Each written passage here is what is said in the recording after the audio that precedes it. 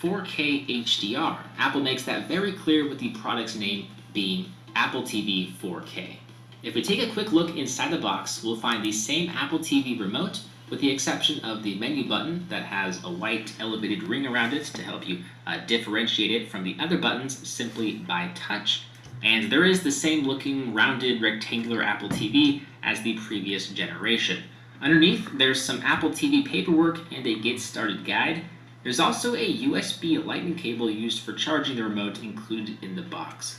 Last but not least, there is the AC power cable for powering the Apple TV. Unfortunately, there is no HDMI or Ethernet cable included in the box.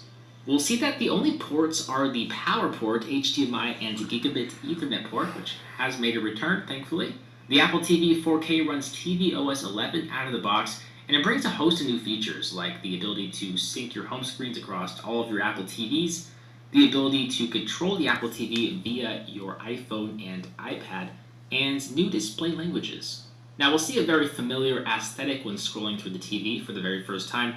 If we head to the settings and TV and audio settings, we'll see that the Apple TV has automatically cranked up the resolution to 4K to support my 4K Vizio P-Series television. The Apple TV 4K does support Dolby Vision and HDR10, and it will eventually support Dolby Atmos, but it does not support it out of the box. What's also neat is you can buy select 4K movies for $20 and rent them for $5. It only applies to select studios. Disney and Marvel movies are not available in 4K right now, unfortunately. The new Apple TV is also much faster, sporting the A10X Fusion chip.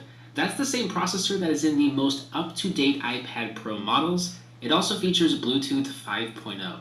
With that said, this has been a first look at Apple's new 4K Apple TV. It starts at $179 for the 32GB variant, with the 64GB variant available for $200.